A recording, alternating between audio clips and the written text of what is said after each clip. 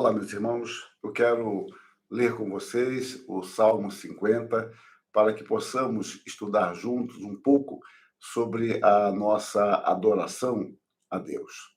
No Salmo 50, nós lemos assim: Fala o poderoso, o Senhor Deus, e chama a terra desde o levante até o poente. Desde Sião, excelência de formosura, resplandece Deus. Veio o nosso Deus e não guarda silêncio. Perante ele arde um fogo devorador. Ao seu redor esbraveja grande tormenta. Intima os céus lá em cima e a terra para julgar o seu povo. Congregai os meus santos, os que comigo fizeram aliança por meio de sacrifícios. Os céus anunciam a sua justiça, porque é o próprio Deus que julga. Escuta, povo meu, e eu falarei. Ó Israel, e eu testemunharei contra ti. Eu sou Deus, o teu Deus. Não te repreendo pelos teus sacrifícios, nem pelos teus holocaustos, continuamente perante mim.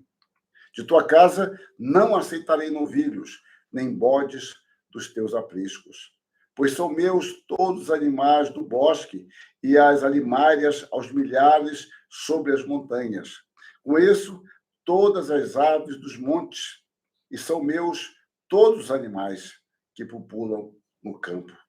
Se eu tivesse fome, não te diria, pois o mundo é meu, e quanto nele se contém. Acaso como eu carne de touros, ou bebo sangue de cabritos? Oferece a Deus sacrifício de ações de graça, e cumpre os teus votos para com o Altíssimo. Invoca-me no dia da angústia, eu te livrarei e tu me glorificarás. Mas ao ímpio, diz Deus, de que te serve repetires os meus preceitos e teres nos lábios a minha aliança, uma vez que aborrece a disciplina e rejeita as minhas palavras? Se vês um ladrão, tu te comprases nele, e aos adúlteros te associas, soltas a boca para o mal, e a tua língua trama enganos. Sentas-te para falar contra teu irmão e difamas o filho de tua mãe. Tens feito estas coisas, e eu me calei. Pensavas que eu era teu igual, mas eu te arguirei e porei tudo à vista. Considerai, pois, nisto, vós que vos esqueceis de Deus, para que não vos despedace, sem haver quem vos livre. O que me oferece sacrifício de ações de graça, esse me glorificará. E ao que prepara o seu caminho, dar-lhe-ei que veja a salvação de Deus. Eu quero destacar o versículo 14, que diz assim: oferece a Deus sacrifício de ações de graça. O tema que eu quero propor para o nosso estudo é uma pergunta: prazer em cultuar ou culto ao prazer? Eu começo destacando aqui duas frases, antes da nossa propriamente introdução. Uma frase é do J. Packer. Ele diz que hedonismo significa entronizar o prazer como um valor supremo da vida e, por conseguinte, como uma meta buscada. A cultura popular ocidental é basicamente hedonista e os cristãos modernos acham-se constantemente expostos à sua influência e lavagem cerebral, através da mídia e dos relacionamentos da vida que os arrastam pelo caminho hedonista. E a segunda é do Martyn Lloyd-Jones, né? David Martyn Lloyd-Jones. Se você busca a vida de prazeres, nunca terá o bastante, nunca. Se tentar encontrar seu prazer e satisfação em bebida alcoólica, sempre terá de tomar mais e mais. Comece a usar drogas e logo se tornará um viciado. Busque prazer em qualquer forma que signifique falta de controle, abandono de si em prol de estimulantes artificiais e nunca ficará satisfeito.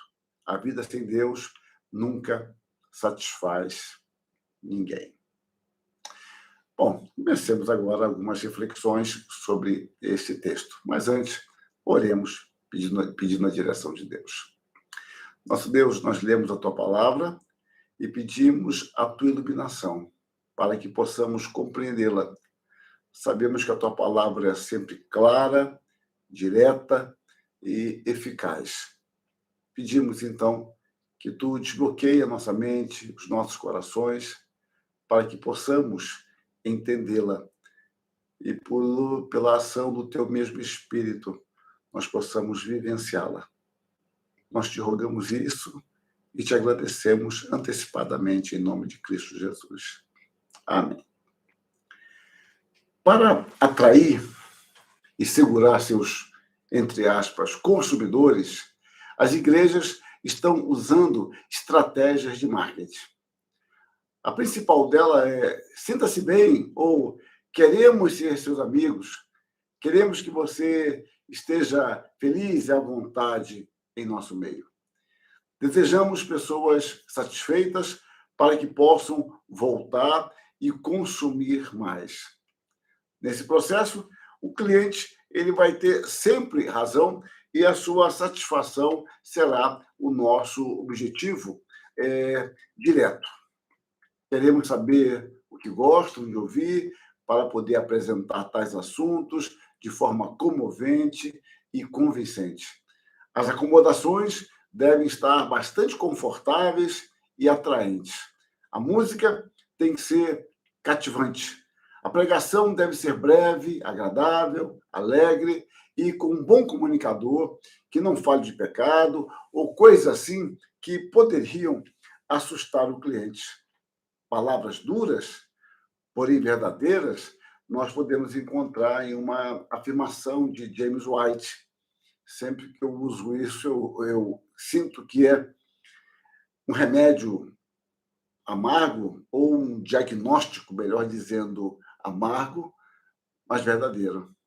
Então, James White, autor contemporâneo, diz assim: permitir que a sociedade defina o que a igreja deve ser, a transformou, tirou dela o ideal do Novo Testamento e deu-lhe uma imagem de espelho da sociedade em si. A igreja não é mais a noiva bendita, digna do nosso serviço, lealdade e amor. Ela se tornou uma comerciante, vendendo seus pertences pelo lance mais alto, bajulando homens para entrar em comunhão com ela, implorando aos crentes que participem do seu trabalho. O termo igreja shopping diz tudo. A igreja é uma coisa comercializada para uma audiência-alvo embrulhada de acordo com estatísticas de pesquisa e vestida de maneira a atrair o máximo de clientes possível. Ela é julgada de acordo com o seu tamanho, riqueza, mobiliário, edifícios e taxa de crescimento, da mesma maneira que qualquer corporação ou negócio. Terrível isto, mas vale a pena pensar no que foi dito. Com receio de perder seus frequentadores, a igreja tem abandonado a sua identidade, se prostituindo, perdendo totalmente a sua relevância profética. Vamos ao estudo no Salmo 50, observar este assunto. Eu recorro a um documento antigo publicado pela Igreja Presbiteriana Ortodoxa nos Estados Unidos. O documento diz assim: o culto, então, não é algo feito superficialmente ou sem séria consideração. No culto, os crentes professam e honram o caráter de Deus, em cuja presença eles entram, e quem os tirou de um estado de pecado e miséria. O culto sempre reflete a concepção que as pessoas têm de Deus. A verdadeira teologia produz um culto verdadeiro e aceitável. A teologia imprópria ou errônea produz falsa adoração. O culto não é uma questão de gosto, é uma declaração de convicção teológica. Fecha aspas. Uma confusão muito comum na prática do culto concerne ao seu objetivo.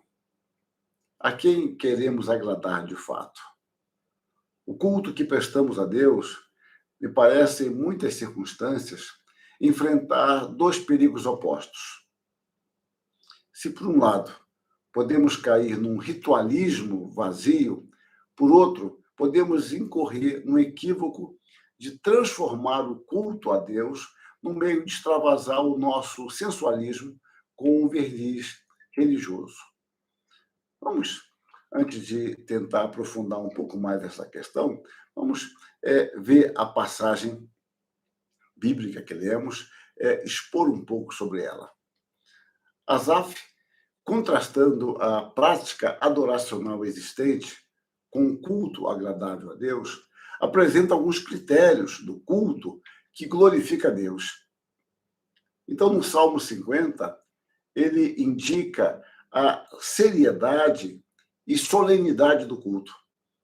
O autor, então, no primeiro versículo, usa 3 nomes de Deus, sendo os 2 primeiros mais genéricos. Ele chama Deus de poderoso, El, enfatiza o poder de Deus contrastando com o ser humano. Ele usa também o segundo nome, Elohim, a forma plural de El, indicando o Deus criador de todas as coisas, o Deus triuno e majestoso.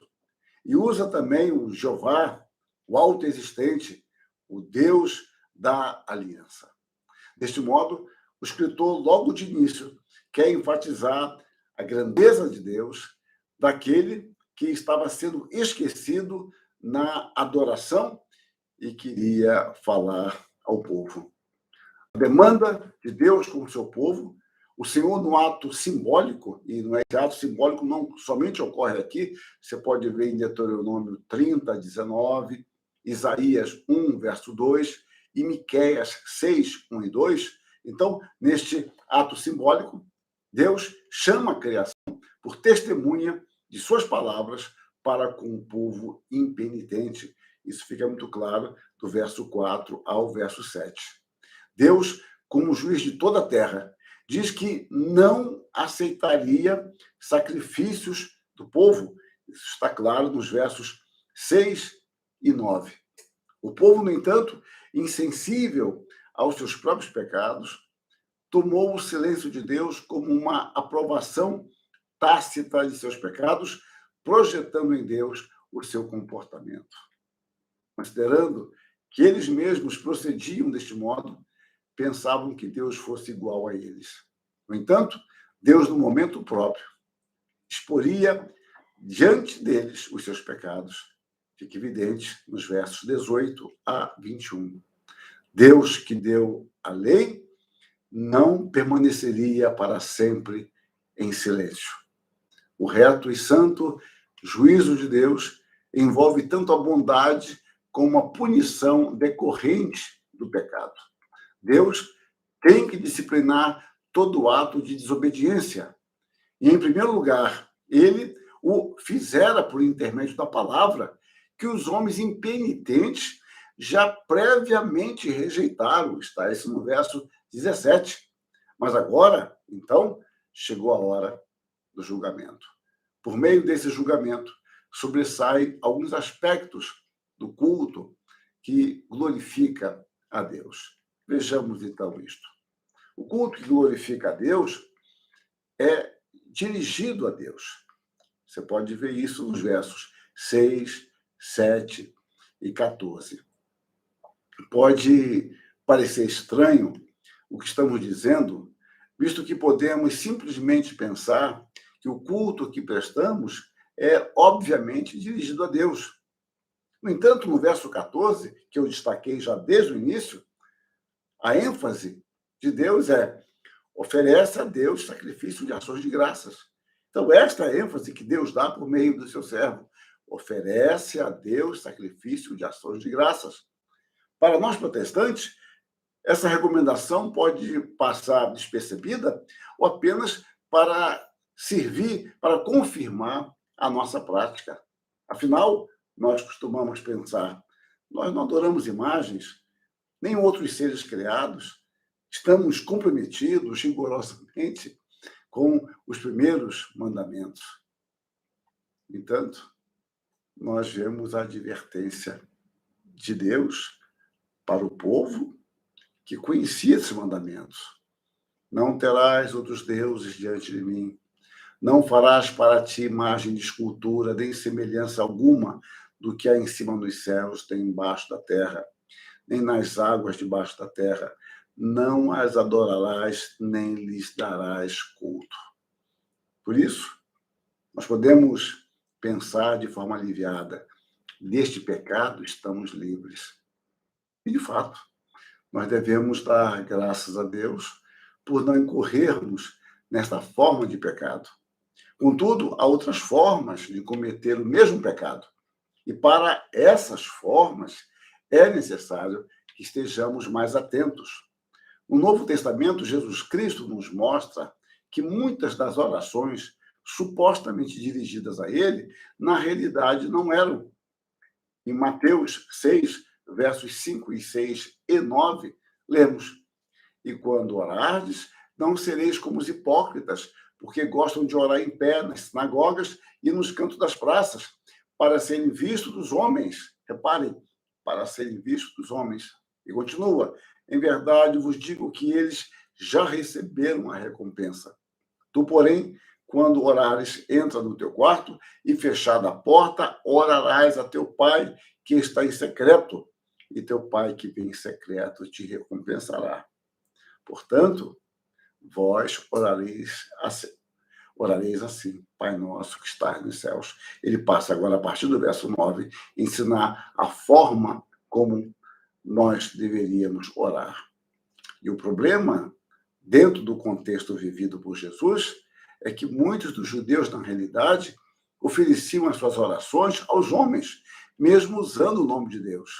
Usar o nome de Deus não é garantia de que estamos nos dirigindo a Ele. Do mesmo modo, podemos estar tão preocupados com a forma de nossas orações que nos esquecemos do Pai. É a Ele a quem nossa oração é destinada. Portanto, cabe a Ele, que vem em secreto, julgá-la. A nossa oração, o nosso louvor, a nossa adoração não necessita ter publicidade para que Deus a ouça. Ele vê em secreto e nos recompensa conforme o que vê. Mateus 6, 6. E o que Deus vê é o que a coisa de fato é. Isso se aplica perfeitamente ao nosso culto e à advertência feita por Deus. Oferece a Deus sacrifício de ações de graças. Por intermédio de Isaías, Deus recrimina os judeus dizendo que eles sacrificavam simplesmente porque gostavam de fazê-lo, não porque quisesse agradá-lo. Então, Isaías 66, 3 e 4, lemos: Como estes escolheram os seus próprios caminhos, e a sua alma se deleita nas suas abominações, assim eu lhes escolherei o infortúnio e farei vir sobre eles o que eles temem, porque clamei e ninguém respondeu, falei e não escutaram, mas fizeram o que era mal perante mim e escolheram aquilo em que eu não tinha prazer. Reparem, e escolheram aquilo em que eu não tinha prazer. Então, podemos perguntar: há algum problema em sentirmos prazer no culto? Será que há? O culto a Deus deve ser melancólico e tristonho? Por outro lado, o culto deve ser sempre artificialmente alegre? A resposta às três perguntas é óbvia: é não. Mas podemos perguntar: qual o problema, então? É que o culto ele não visa agradar pessoas ou satisfazer nossos desejos pecaminosos de apresentar uma aeróbica cultual ou um show culto. Culto é oferecido a Deus conforme as próprias prescrições divinas. E Ele mesmo julgará a nossa oferta. Buscamos o prazer de Deus a sua santa satisfação, como vimos em Isaías 66:4. O culto visa satisfazer a Deus e Deus estabelece os critérios. O nosso prazer só será santo e relevante quando for submetido à perfeita e santa satisfação de Deus. A obediência a Deus traz gradativamente a alegria da presença abençoadora de Deus. Então, vemos que temos que saber o que nós estamos objetivando em nosso culto. Se nós queremos, de fato, agradar a Deus. E se queremos, de fato, agradar a Deus, nós temos que aprender com o próprio Deus como agradá-lo. Um outro aspecto que podemos ver neste texto do Salmo 50, sobre o culto que visa agradá-lo, o culto que agrada a Deus, é que ele é prestado por aquele que carece de Deus. Isso eu vou destacar do verso 8 até o verso 15. Na realidade, você pode pensar, e com razão, todos carecemos de Deus. No entanto, quantas vezes nos damos conta disso? É necessário que entendamos que somos nós que precisamos de Deus, não Deus de nós. Deus é totalmente independente. Tudo lhe pertence. O culto é, na realidade, algo que nos beneficia, é essencial à nossa existência. Portanto, o culto a Deus não é descompromissado, é vital. Vejam o verso 15. Não existe prática religiosa, social. Deus mostra ao povo que tudo lhe pertence. Ele não precisa de nada, nada lhe falta, nada a ser suprido. Verso 9 ao verso 13. O povo, então, não estava pecando no aspecto ritual ou na sistematicidade das ofertas. O verso 8 mostra que aí estava tudo tranquilo quanto a isso. O que acontecia era uma compreensão errada de Deus e do seu culto. Algumas vezes, a impressão que fica é que pensamos que Deus carece do nosso culto e, se não o oferecermos, Deus fica excluído de parte da sua glória. Na realidade, meus irmãos, o culto foi estabelecido por Deus para completar as nossas necessidades, já que o homem é também um ser espiritual. Deus, é importante frisar isso, Deus não carece de culto. Nós é que carecemos de cultuá-lo, num reconhecimento do seu senhorio, bondade, providência e misericórdia. Mais uma vez, eu recorro ao J. Packer. Adoração não é somente uma expressão de gratidão, mas também é um meio de graça através do qual os famintos são alimentados e os pobres são enriquecidos. Os homens honram muito a Deus quando chegam à adoração famintos e em atitude de expectação, cônscios de sua necessidade, esperando que Deus supra essa necessidade e os satisfaça. Fecha aspas. Por isso é que não tiramos férias da igreja. Nós não tiramos férias também da nossa vida devocional. O nosso corpo pode precisar de férias, mas a nossa alma, ela carece de comunhão com Deus, com os nossos irmãos. Um outro aspecto que a gente destaca aqui nesse texto é que este culto, que é para o prazer de Deus, é um culto para satisfazer a Deus, é acompanhado de uma atitude condizente com os preceitos de Deus. Eu destaco mais uma vez o verso 14 e os versos de 16 a 22. O culto não é separado de nossa vida. Antes, é uma extensão dela. É necessário que não confundamos o culto com a cerimônia. João Calvino disse o seguinte: os homens se dispõem naturalmente à exibição exterior da religião e, medindo Deus segundo a própria medida deles, imaginam que alguma atenção para as cerimônias constitui a suma de seu dever. Fecha aspas. Quando nós voltamos ao Salmo 50, nós observamos que Deus recrimina o aspecto externo da cerimônia ou o fato delas existirem. Então, Deus não recrimina isso. Deus não está recriminando a cerimônia em si. Ele não está dizendo que a cerimônia não deveria existir. Afinal, foi Deus mesmo quem as instituiu. A questão é que estas, sem os afetos do coração, são nulas e hipócritas, constituindo-se em uma tentação a Deus. Deus não diz que não aceitaria sacrifícios de ofertas, ou que não aceita sacrifícios de ofertas. Ele declara que não aceitaria da casa de Israel, versos 8 e 9. Então, Deus recrimina o povo de Israel porque, entre outras coisas, alguns prestavam um culto meramente formal. Isso fica evidente do verso 7 ao verso 15. No verso 17, nós vemos que outros não acatavam a disciplina e não recebiam a palavra de Deus. Nós podemos dizer que os primeiros eram os ortodoxos, mas sem o espírito correto. Os últimos eram os libertinos, ímpios, menosprezando a Deus e o seu culto. Deus não tem prazer em sacrifício de animal sem o sacrifício da oração, dentro do qual o coração é comprometido.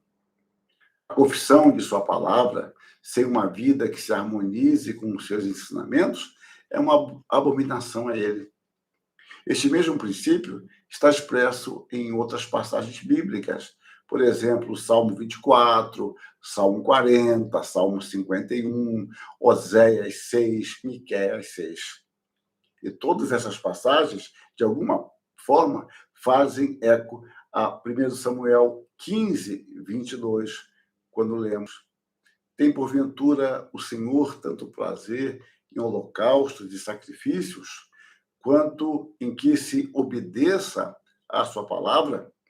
Eis que obedecer é melhor do que o sacrificar, e o atender do que a gordura de carneiros. Entanto, o povo, em sua insensibilidade espiritual, tomou o silêncio de Deus como uma concessão ao pecado, não como uma oportunidade ao arrependimento. Destaco aqui o verso 21. O culto a Deus é uma manifestação de adoração e gratidão, e ao mesmo tempo revela o nosso compromisso de obediência e santidade diante de Deus. A adoração não termina simplesmente no ritual, antes ela é uma expressão da obediência do crente ao seu Senhor. A genuína piedade é uma forma de adoração.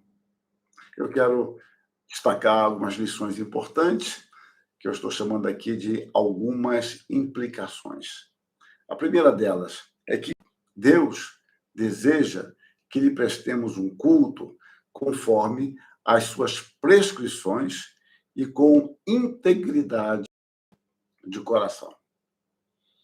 A segunda implicação é uma transcrição que eu faço da Confissão de Fé de Westminster, capítulo 21, parágrafo 1º.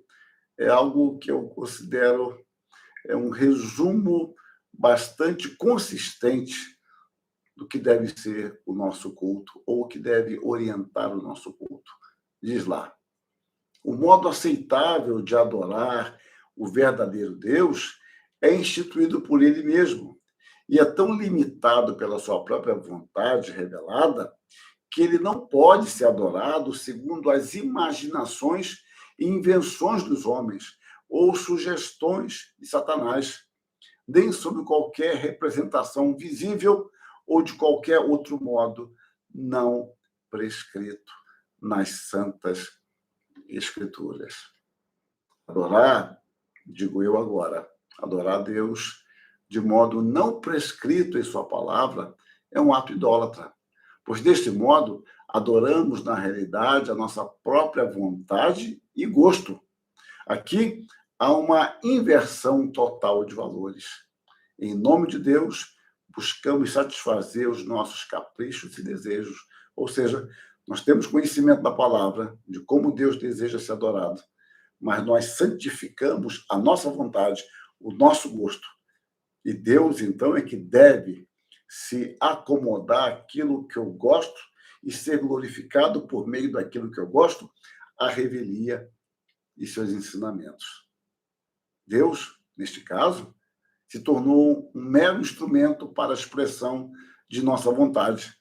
A lógica dessa atitude é a seguinte: desde que estejamos satisfeitos, descontraídos e leves, é isso o que importa.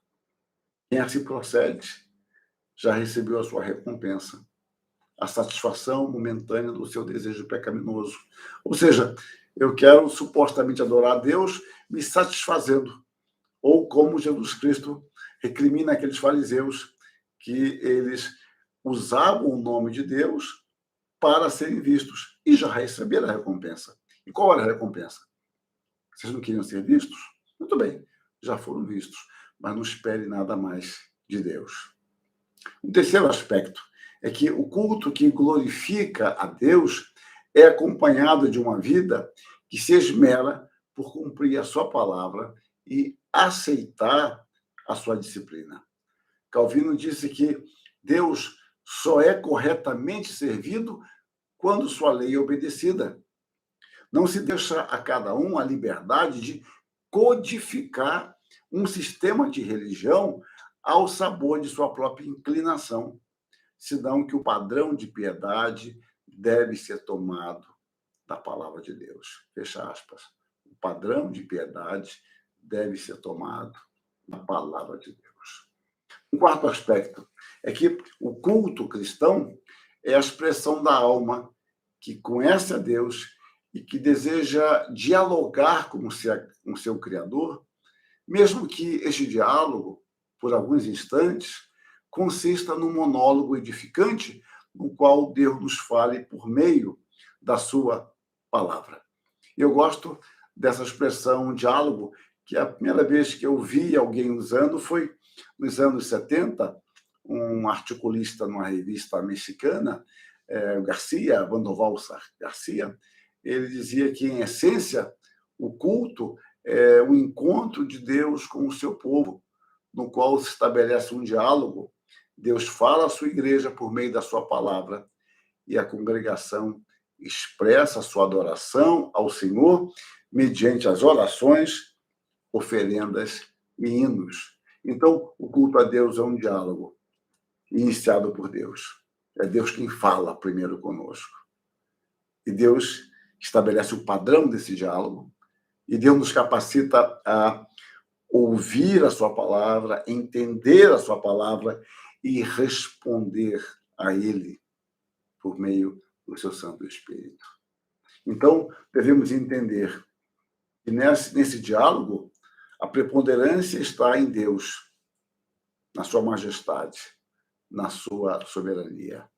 E podemos entender também que a grandeza do culto não está em sua pompa, em geral superficial, crédula e inutilmente substitutiva. A eloquência do pregador, a beleza do templo, a pretensa qualidade das pessoas, o brilho do coral ou beleza do templo, ou em qualquer outra coisa que possamos apresentar. A grandeza do culto está na santidade majestosa de Deus. Nada é mais eloquente do que a nossa obediência a Deus em nosso culto solene e em nossa vida de culto.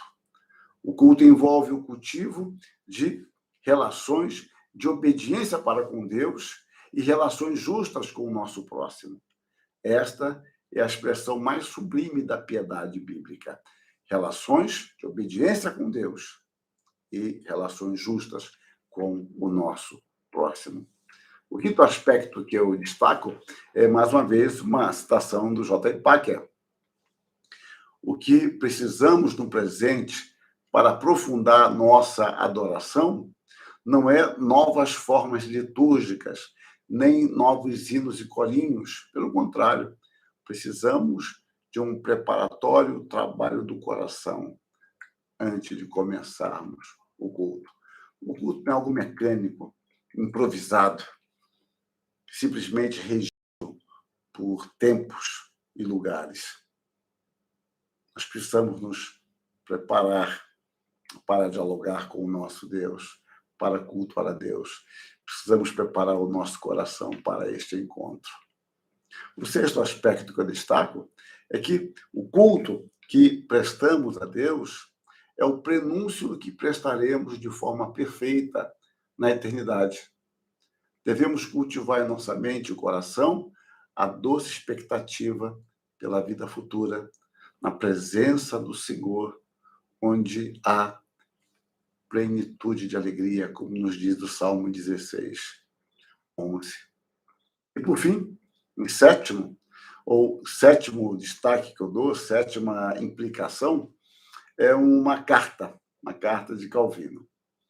Em 5 de agosto de 1563, Calvino escreve uma carta a Madame de Coligny, esposa do almirante de Coligny.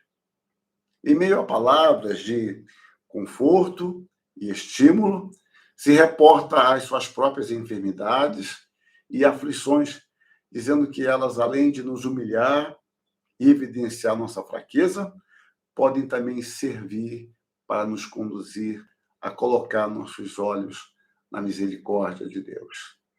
Diz ele que as aflições também, abre aspas, servem para nós como remédios para nos purificar das infecções mundanas e remover o que é supérfluo em nós.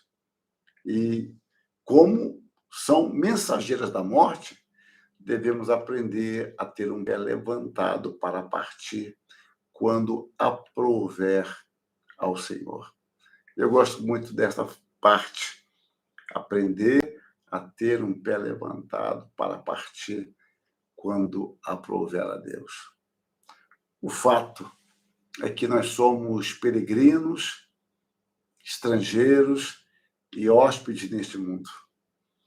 Nós não devemos viver escravizados à carne e aos seus prazeres. Nós devemos aprender a cultuar a Deus aqui, fazendo um grande ensaio de nossa vida. Um grande ensaio litúrgico, um grande ensaio do povo de Deus, se preparando para apresentar um culto perfeito a Deus na eternidade, onde nosso culto não refletirá mais a mancha do pecado, e nós estaremos diante da majestosa glória de Deus revelada em Cristo Jesus. E poderemos assim, e ainda assim, por graça, apresentar um culto perfeitamente agradável a Deus. Que Deus nos ilumine, que Deus nos enche o coração desse desejo e que o nosso culto seja orientado, dirigido pela palavra, mediante a ação do Espírito em nossa mente e em nosso coração. Amém.